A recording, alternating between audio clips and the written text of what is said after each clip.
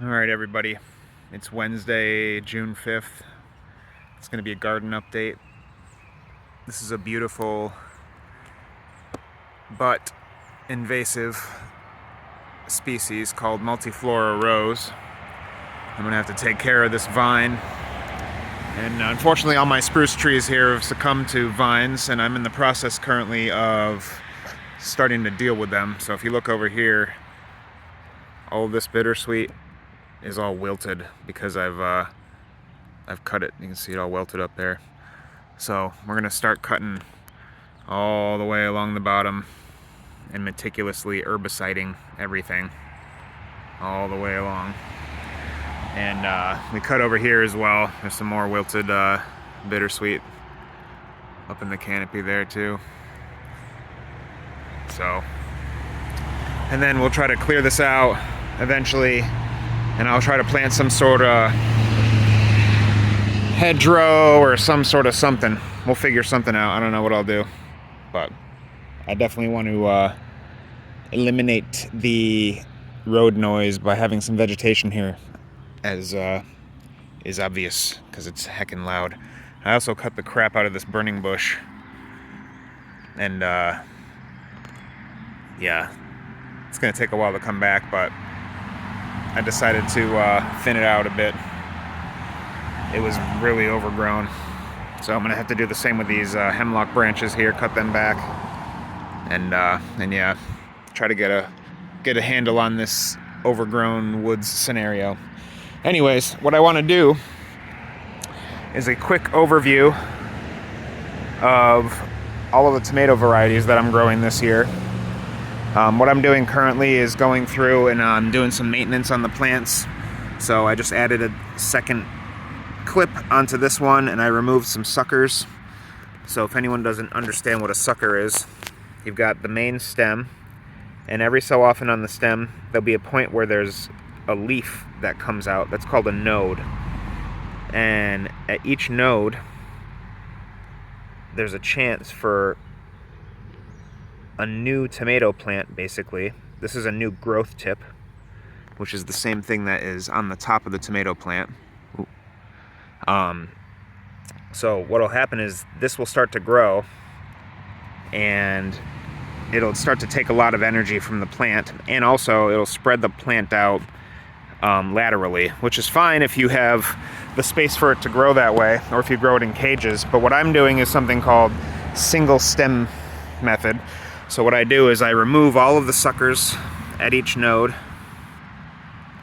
and then the plant will continue to grow up one stem all the way up this string as I clip it along, and then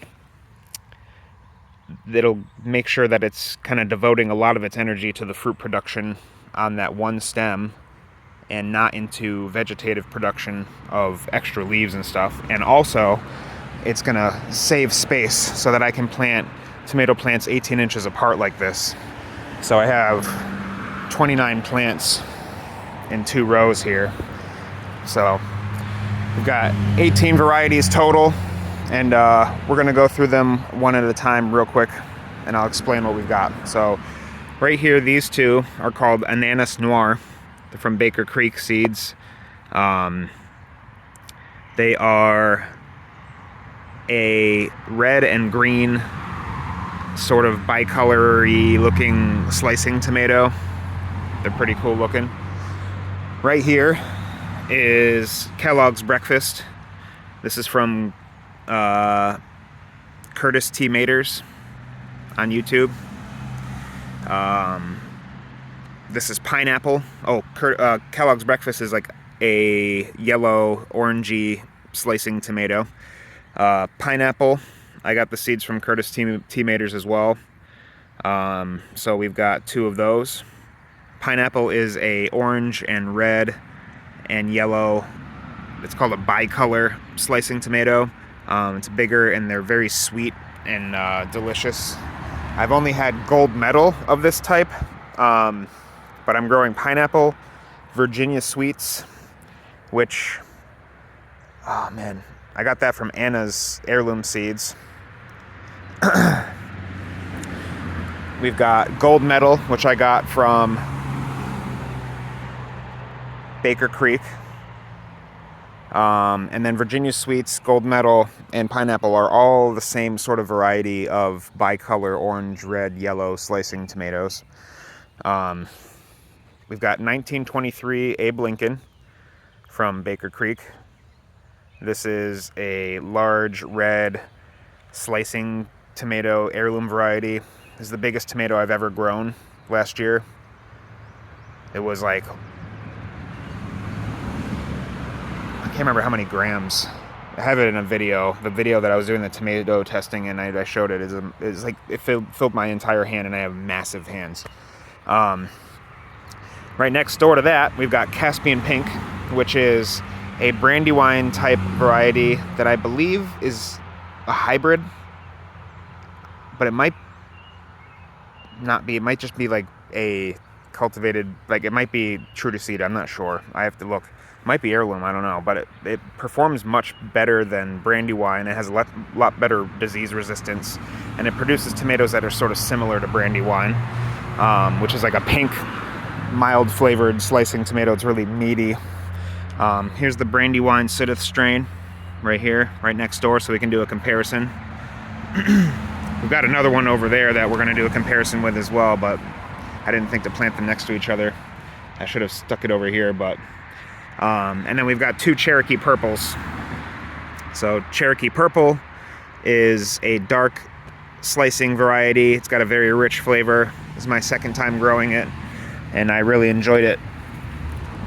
Oh, the first time I grew it, if you remember seeing the Triforce, we did a tomato tasting video on all those tomatoes, and unfortunately the audio wasn't working, so we ended up scrapping that video.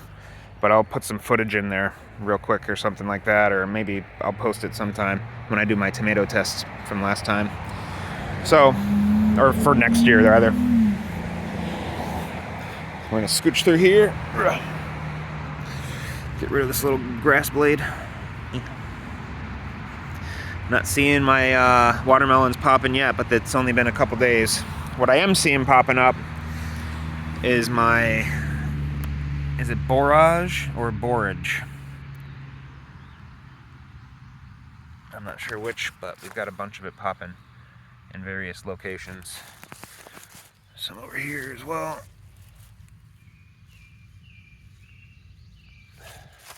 Some over here. Borage detour from the tomato explanations.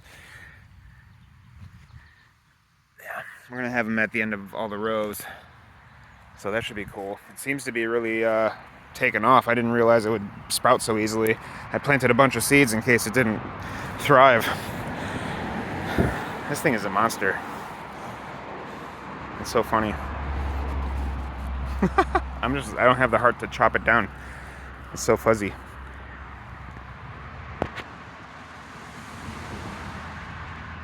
It's cool. So, that's the majority of the slicing varieties. What we'll do is we'll go over this way to get the last few slicing varieties. We've got Green Giant, which is a green when ripe slicing variety that's supposedly really delicious.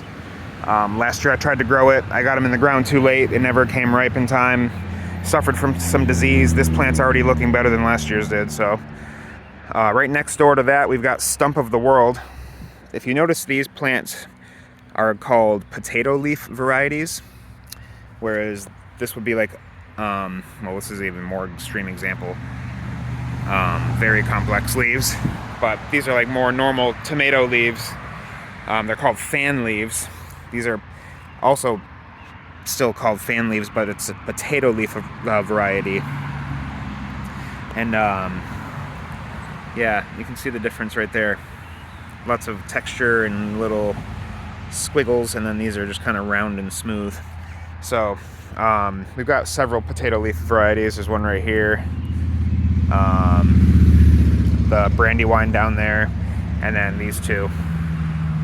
So Stump of the World is very similar to Brandywine, from what I understand. If I understand correctly, it's made by the same breeder, so it's a more productive, I guess, but smaller tomatoes. I don't know how it works. We're gonna find out. But it's already got flowers on it, so I mean, It's the earliest one. Next door to that, these two right here are the same variety. These are called Berry's Crazy Cherry, and these are what's called a multiflora variety, which is kind of funny because I was talking about the multiflora rose in the beginning of this video. Well, here's another multiflora type of plant, and we've got, if you take a look at these flowers here that are about to pop out, you can see that there's literally like 70 buds on this one tiny little cluster already. And this plant gets these trusses of tomatoes that are so numerous, you won't believe it. It's like clusters of like 70 tomatoes all at once. So what I'm gonna do as part of my maintenance as well is get the suckers off of these guys here. So here's one. Where is it? Can you focus? Yeah, so see that sucker coming out of that node? We're gonna do this and go boop, bye. Okay. So I'll pause the video and go through everything and do that later. Get clips on things that only have like one clip, or if they need to be clipped again, you know, I'll hit them again. So, but yeah, we got these two, Berry's Crazy Cherry, from Baker's Creek, Green Giant, Baker's Creek, Stump of the World from Curtis T. Maters. Bloody Butcher, I believe I got from Burpee, but I'm not 100%. But what this one is, potato leaf variety that produces medium to small sized round red snacking tomatoes, or salad tomatoes they're called sometimes, and it supposedly produces very early into the season, so that's yet to be determined. We're about to find out. So I picked off a flower cluster that was down here so that I could promote it to grow more, because the last time I grew this plant, I let one of the early tomatoes set and start to grow, and then it stunted the plant because it was trying to put so much energy into the little tomato with a very small root and leaf system. So we're going to let it get some more foliage this time, and hopefully we'll get some more production. So you live and you learn. This is what gardening is all about. You get all kinds of little bits of experience, and you build upon the years that you've put into it, and then you slowly but surely get better. So we've got Baker Creek, Baker Creek Black Cherry. Both of these are black cherry. There's a sucker coming out of a node where I removed one of the lower leaves, and I let the little sucker keep growing. I don't need that. But what I am going to do is leave this sucker, because I'm going to split. Where I'm growing two cherry plants, I'm going to do an experiment where one of them I grow single stem, and the other I split into a V, and then I'm going to grow two stems so that I get more trusses of fruit. We're going to see if it works. I don't know if it'll end up working. I almost want to do a test where I weigh the amount of fruit I get off of each one so I can see which one ends up being more productive.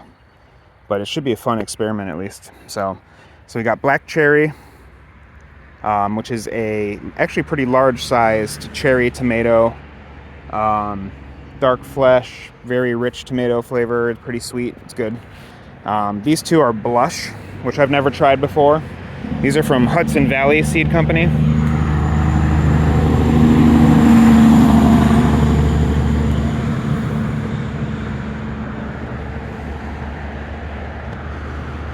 Okay, these ones I was a little worried about in the beginning because they started having like a little bit of curl to them.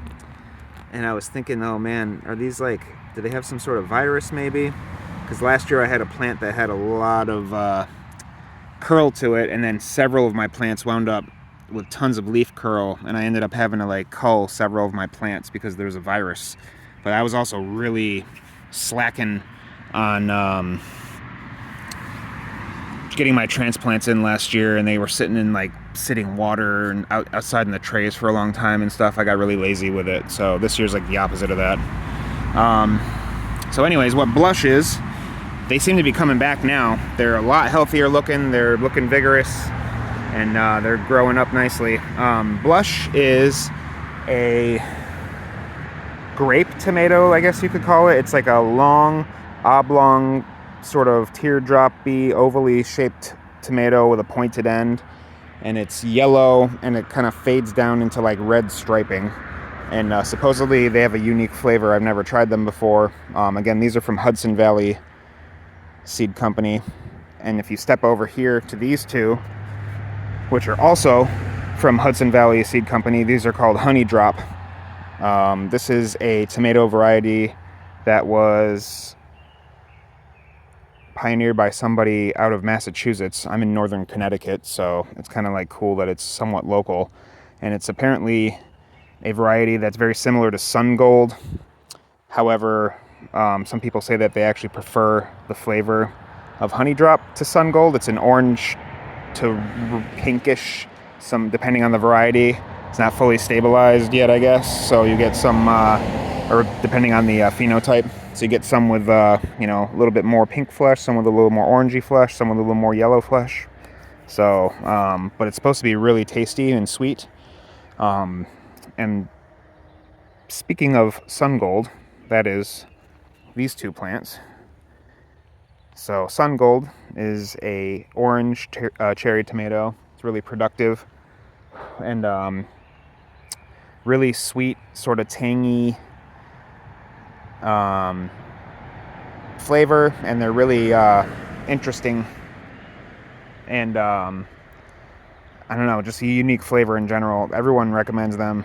They're really popular, so it's no wonder why, because they're really easy to eat. They don't really taste similar to like most tomatoes I can ever think of. They're interesting.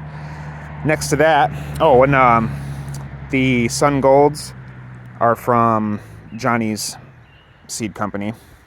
The Sun Peach is also from Johnny's. That is a pink to red. It's more of a red, but like pinkish red, like a little bit. The only reason it looks pink is because it has like a velvety sort of texture to the skin, but it's actually red. Variety of cherry tomato. They're kind of like little oblong ones, and they're really sweet and delicate flavored. And those were good last year, so I'm growing those again.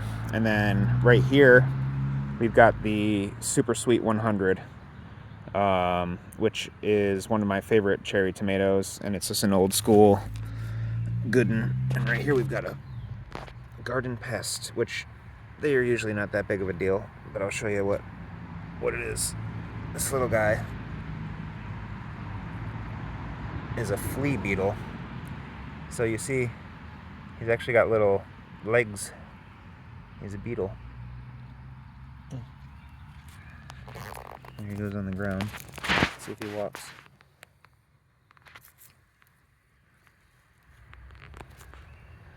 See his little antenna sticking out?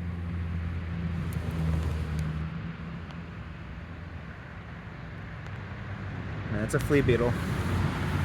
They don't do much. They'll do this sort of stuff. See this little hole punched in the leaf? Not that big of a deal. They're not like numerous enough to be causing a ton of damage. So Super Sweet 100 gets really long trusses of really delicious kind of orangey red cherry tomatoes, and they're sweet and they're delicious, and we're looking forward to it. So that's the last variety. So counting them up, we've got 1 Cherokee Purple, 2 Brandywine Sidith strain, 3 Caspian Pink from Burpee, 4 Abraham Lincoln, 5 Gold Medal, 6 Virginia Sweets, 7 Pineapple, 8 Kellogg's Breakfast, 9 Ananas Noir, 10 Green Giant, 11, Stump of the World. 12, Barry's Crazy Cherry. 13, Bloody Butcher. 14, Black Cherry. 15, Blush. 16, Honey Drop. 17, Sun Gold. 18, Sun Peach. 19, Super Sweet 100. Meow. Meow. And one little bonus, real quick. So everyone's like, how are you going to get through here? Check it. We can go like this. And you can go, meow. Move things over a little bit. Spread some of the foliage apart, and you can go. So these look like strawberries. And they even have little fruit that looks like strawberries. But they're not strawberries. They're mock strawberries. And they're really like flavorless little sponges. They're kind of gross. Unfortunately, they're not real strawberries. But, yeah. Okay. Get these back situated. Cool. So, the cucumbers are looking nice this morning. They're starting to take off. I noticed a little yellowing on some of the leaves here, like this one. I'm hoping that's not some sort of mosaic virus already, but I don't think so. I think it's just like getting its footing and transplant shock and all that jazz. Like lower leaves always end up looking funky, but fingers crossed. Got a whole bunch of them going here. The sugar crunch are looking good now. Starting to pick up. I'm starting to layer some straw in between the rows, just to try to kill off this grassy growth so that we don't get as much root competition. The honey nut squash seem to be doing well. We've got this one's doing a little worse for wear. I don't know why, but these two are really taking off, and we're going to start clipping them pretty soon because they're starting to lean. But if you look, they got little buds popping on them, which is cool. So we're going to have to come in here and start pruning all these bad leaves off and stuff. But I think I actually need the pruners because these guys are tough. So, looking good. I don't know if that's powdery mildew or what. I think it's just fuzz. We're gonna find out. So, whoa, no way. We already got a little baby crookneck. That's a yellow jacket assaulting me because I'm wearing this shirt. There's a little baby crookneck squash starting up.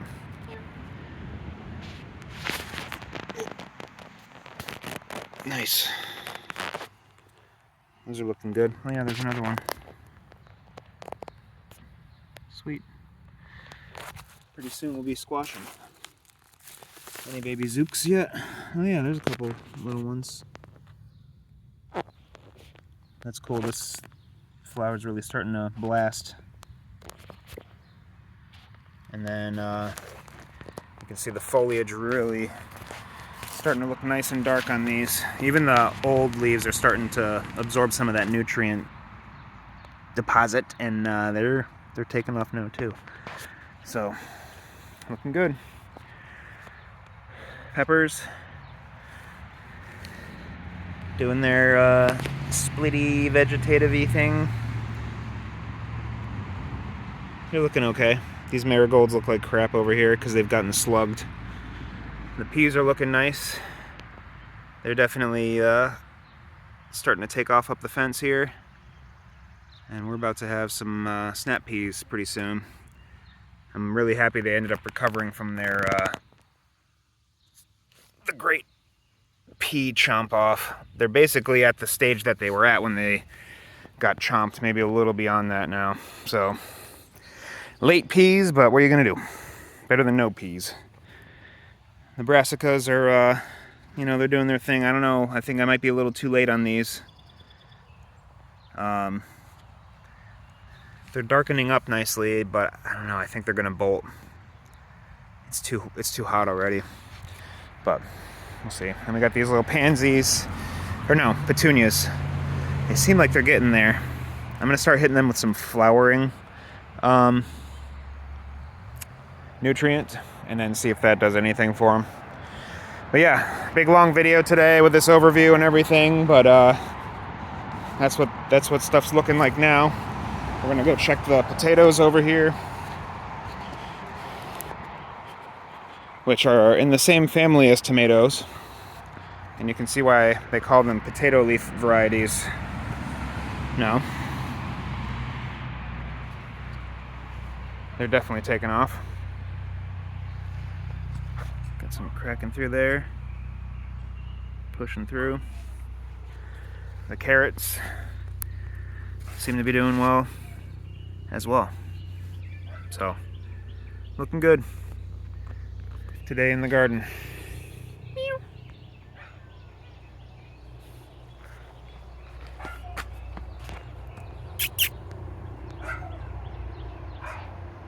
Meow.